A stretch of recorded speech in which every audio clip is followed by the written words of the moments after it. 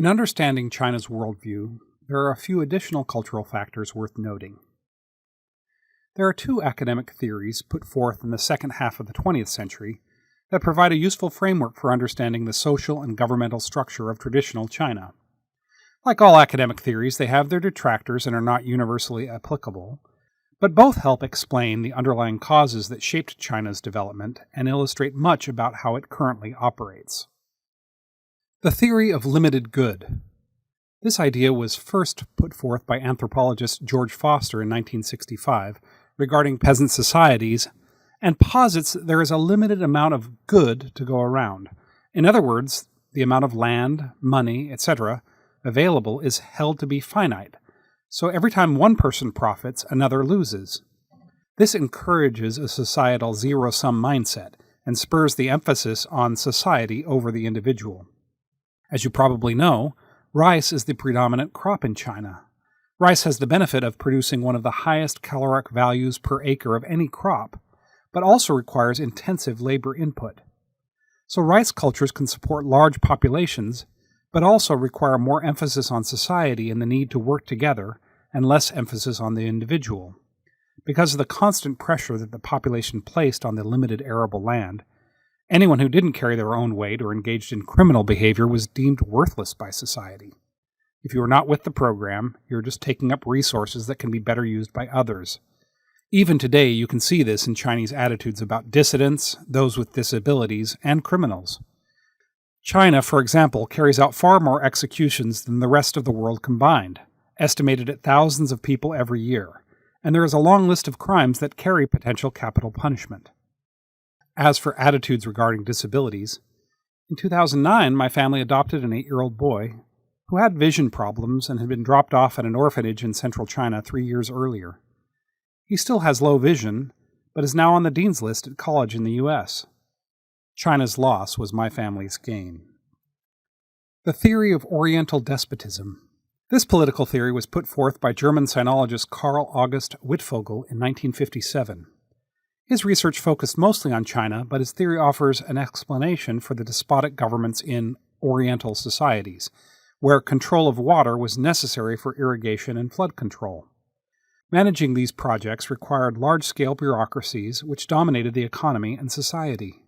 This was certainly true in China, with massive projects such as the Dujiangyan project built in Sichuan around 250 BC, the 1,000-plus mile-long Grand Canal started in the 5th century BC, and the levee system on the Yellow River, which started in ancient times and requires considerable upkeep to this day.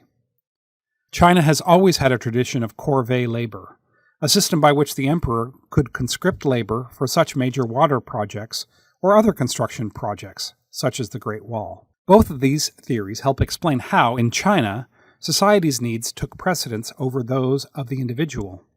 The power to centrally organize massive projects has produced many of the icons of China, for which the populace is justifiably proud.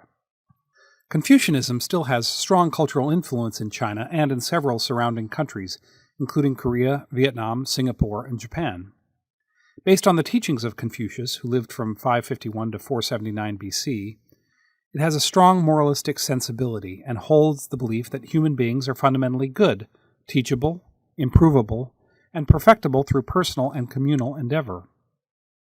Confucianism places a strong emphasis on relationships that stress the importance of the family and social harmony, and has clear guidelines about the responsibilities between the rulers and the ruled.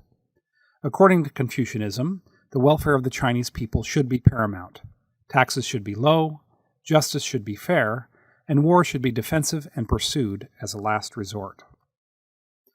The competing school of legalism was started by philosopher Shun Buhai, who lived from 400 to 337 BC. According to legalism, rulers must first and foremost concentrate on what needs to be done to maintain power. If this means cowing the populace into submission with harsh punishments, then so be it. And believe me, traditional Chinese society came up with some doozies. Death by 1,000 cuts is not just a metaphor. A popular phrase in this regard is to sha ji ge hou kan, or kill the chicken to scare the monkeys. Legalism posited that people were fundamentally evil, and that only through the application of strict laws and harsh punishments could society be effectively governed. Even with significant legal reforms of the past 30 years, China, with its legalist tradition, is still a country that is ruled by law, rather than one that respects the rule of law. Somewhat ironically, or perhaps in keeping with the Oriental yin-yang approach, Confucianism was paired with a much more cynical legalist philosophy in the governance of China for most of the dynastic age. The first Qin emperor embraced legalist philosophy, promoted by one of his close advisors, Han Feizi, and used it to unify China while burning Confucian books and burying Confucian scholars alive. The successor Han dynasty restored Confucianism, but appreciated the utility of legalism in forcing compliance to its rule. From this developed a hybrid use of these two apparently diametrically opposed philosophies under the saying, 儒表法理, Confucianism on the outside, legalism on the inside. So even though most rulers used legalist tactics, they were hesitant to admit to being legalist because of the negative connotations associated with it. Most dynastic rulers publicly embraced Confucianism as the state philosophy because it was the much more popular and humane approach, but at the same time they used coercive levers inspired by the legalist tradition to maintain a firm grip on power. This distinction between actual governing principles and the face presented to the populace, or to the world for that matter, remains very relevant in China. Optimistic, almost syrupy rhetoric is fed to the Chinese people daily through newscasts and official newspapers, while the CCP employs brutal coercion and violence against its own citizens. The best recent example is the treatment of the Uyghurs, but there are others. In foreign policy, a similar dynamic inspired by these competing philosophies is at play, reflected in rhetoric about a harmonious world or community of common destiny that candy-coats the embracement of offensive realism, which focuses on maximizing the effective exercise of power. More on that later, but I thought it important to point out how these ancient practices are still reflected today. Another strong narrative that emerges from Chinese history is that China is not a militaristic country, and it pursues a purely defensive approach to military affairs. As to the question of militarism, it is true that in the traditional social hierarchy, scholars, or mandarins, held the highest position, just below the emperor, and soldiers were the lowest. The American sociologist Marion Levy back in the 1940s wrote, "Soldiers for centuries have been considered the lowest rung of Chinese society. By and large, the Chinese still aver that good iron is not used for nails, and good men do not become soldiers." The CCP, with its frequent glorification of the People's Liberation Army, has tried to change that conception, but the traditional view still holds. It is also true that China historically did not maintain huge standing armies, and instead raised armies through conscription when needed. Think of the opening scenes of Disney's Mulan for reference. As to the question of defense, one need look no further than the most prominent symbol of China, the Great Wall. This, the Chinese claim, is proof that China has a defensive mindset. Recently, a Western investment advisor summed up this view of Chinese history. Looking back through history, China is one of the countries that's never invaded anybody. In fact, China has been a very defensive country. The Great Wall was built to keep the Mongol warriors and others out. The idea that after 5,000 years of history, China all of a sudden going to start grabbing land with guns, it's just not part of the business model of the country's management. A statement like this must be music to Chinese leaders' ears. In the first case, he is citing the 5,000-year figure. Absolutely a great way to ingratiate yourself with the Chinese. Secondly, he is parroting the claim, often made by the Chinese foreign ministers, that China has never invaded another country. And to top it all off, he is suggesting that the weight of history is a bulwark against Chinese militarism in the future because it's not part of the, quote, business model. Well, like many Chinese narratives, this one also has problems. Although traditional society sometimes looked down on the military profession, Chinese history is replete with military heroes as well. You need look no further than the generals in the Romance of the Three Kingdoms period, the aforementioned Emperor Taizong, or even Genghis Khan to find military strategists honored for their daring and skill. When it premiered in 2008, the movie Red Cliff, about a pivotal battle in the Three Kingdoms period, was the most expensive movie ever made in Asia. Also, ancient Chinese military strategist Sun Tzu's treatise on the art of war was studied and mastered by Chinese scholars who made up the Chinese bureaucracy.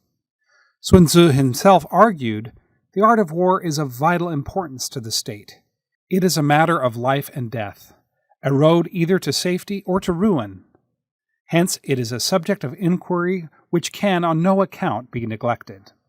As to the question of China never invading other countries, to be true, one would have to make numerous problematic leaps of logic to make. Leaps the current government is more than comfortable making, of course. First of all, is the problem mentioned earlier about what is China?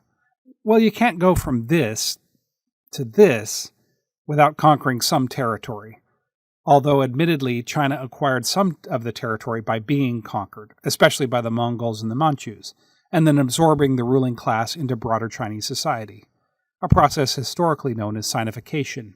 But many areas of China, including Tibet, Xinjiang, and the areas in the northeast and southwest, were added the old-fashioned way, by conquest.